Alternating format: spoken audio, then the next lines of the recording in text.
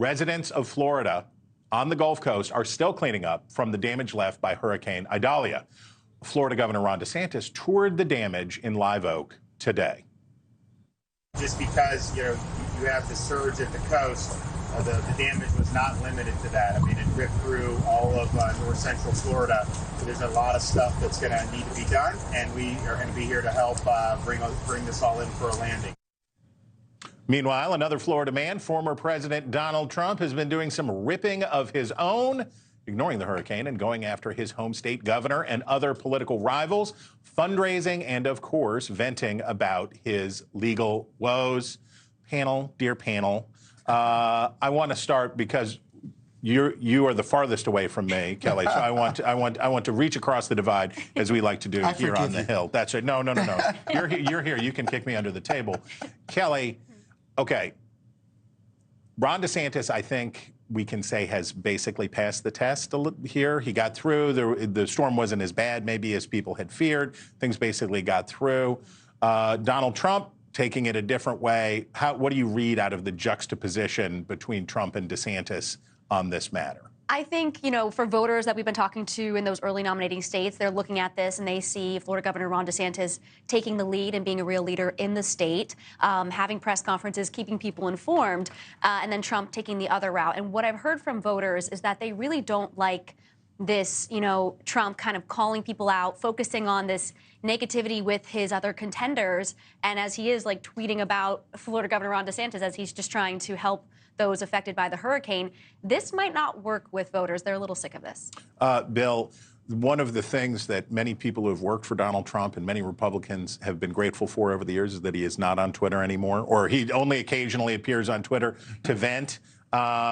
Do you think there's any harm for Trump politically in being out here talking about Ron DeSantis and tweeting out or truthing out, sharing his truth on his mugshot? Does this have political resonance with anybody, or is this just a Beltway lip flap? I think it's mostly a Beltway lip flap, simply because his supporters are used to this and expect it from him. I do think that Governor DeSantis has taken advantage of an opportunity here to show how he can actually understand how to respond to tragedies like this in incidents, pre-positioning the assets, making sure that the rescue teams and first responders are there, the power trucks and everybody else to try and do a quick recovery in the state. And I think juxtaposing that with what happened in Maui, where there seems to be a cascading mismanagement problem over there with the fires, I think has worked really well to the governor's advantage. So your stock ticker is DeSantis gets the little green arrow, Trump unchanged? Yes. That's where we go. Do you agree with that, Joey Manchester?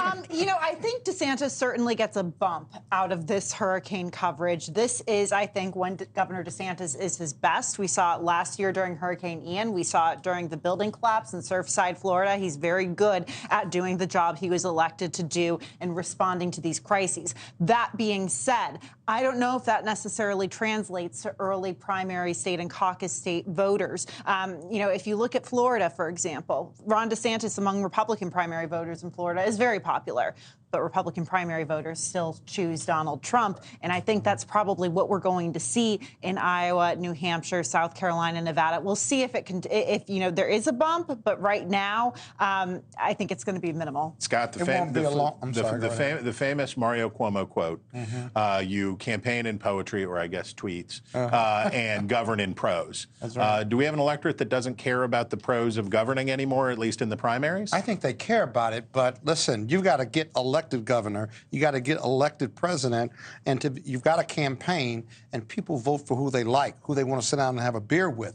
Nothing DeSantis has done right now says I want to sit down, or even a Republican voter wants to sit down and have a beer with him. I certainly want him there if there's a hurricane or a disaster. He's really good at that. He's not moving in the polls, and he's got to figure out a way to either go through Donald Trump or figure out how to be more likable and comfortable campaigning nationwide. I don't. Good luck. Good luck is what I say. Good luck is what I say. Thanks for watching. Go to newsnationnow.com to find NewsNation on your television provider.